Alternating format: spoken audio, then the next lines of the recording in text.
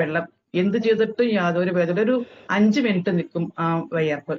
അങ്ങനെ കുറെ കഴിഞ്ഞതിന് ശേഷം പിന്നെ കുറെ ഹോമിയോ മരുന്ന്, കുറെ ഡോക്ടർ മരുന്ന്, അങ്ങനെയൊക്കെ എല്ലാം കഴിച്ചായിരുന്നു. അതിന് ശേഷം പിന്നെ ഒന്നും ഒരു ഭേദം ഉണ്ടായിരുന്നില്ല. അതിങ്ങനെ വീശിട്ടൊക്കെ ഇങ്ങനെ കഴിച്ചുകൂട്ടിയിരുന്നു.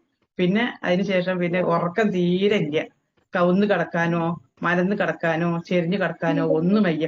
ഞാൻ കവുന്നിട്ട് തന്നെ തീരെ എല്ലായ്പ്പോഴും കവുന്ന കിടക്കുള്ളൂ. ഉറക്കം എന്ന് പറഞ്ഞ സംഭവമേ എനിക്ക് ഉണ്ടാവാറില്ല. പിന്നെ ഈ പ്രൊഡക്റ്റ് കഴിച്ചതിന് ശേഷം എനിക്ക് ശരിക്ക് ഉറക്കമുണ്ട്, മലർന്ന് കിടക്കാനും ചെരിഞ്ഞു കിടക്കാനും ഒക്കെ കഴിയുന്നുണ്ട്, എല്ലാറ്റിനും കഴിയുന്നുണ്ട്. പിന്നെ മൂത്രം നല്ലപോലെ ഒഴിഞ്ഞു പോയിരുന്നില്ല. അതേപോലെ നമ്മള് ശോധനയും കുറവായിരുന്നു. അതിനൊക്കെ ഇപ്പൊ ഈ മരുന്ന് കഴിച്ചതിന് ശേഷം പിന്നെ എനിക്ക് നല്ല മൂത്രം പോവും, ശോധനയൊക്കെ ഉണ്ടായിരുന്നു. പിന്നെ ക്ഷീണത്തിനും പിന്നെ ഈ അരക്കുന്ന കിഴപ്പോട്ടൊക്കെ ഭയങ്കര കുഴച്ചില് പോലെ, ക്ഷീണം പോലെ, ഏതു നേരം കുഴഞ്ഞും കൊണ്ട് ഇരിക്കുകയാണെങ്കിൽ നീക്കണമെങ്കിൽ ഇന്നെ ഒരാൾ പിടിക്കണം.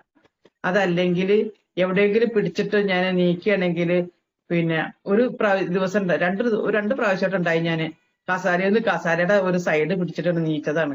കസാരി ഞാനും കൂടി അങ്ങോട്ട് തവിട് പൊടിയായി കിടക്കുക. അങ്ങനെ എന്റെ മോളെ വിളിച്ച് മോളാണ് എന്നെ പിന്നെ എഴുന്നേൽപ്പിച്ചതും ഒക്കെ.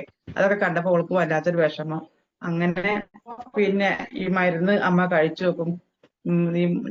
എനിക്ക് കഴിച്ചിട്ട് ഭേദമുണ്ട്, അപ്പൊ അമ്മയും കഴിച്ച അമ്മയ്ക്കും ഭേദം ഉണ്ടാവും എന്ന് പറഞ്ഞിട്ട് ഈ മരുന്ന് എനിക്ക് തന്നപ്പോൾ നല്ല ഭേദമുണ്ട്. എനിക്ക് എഴുന്നേൽക്കാനും പിന്നെ എന്തെങ്കിലുമൊക്കെ ജോലി ചെയ്യാനും അതേപോലെ എന്റെ അത്യാവശ്യങ്ങളൊക്കെ ചെയ്യാന് എനിക്ക് വഹിക്കും. എനിക്ക് 69 വയസ്സായിരുന്നു.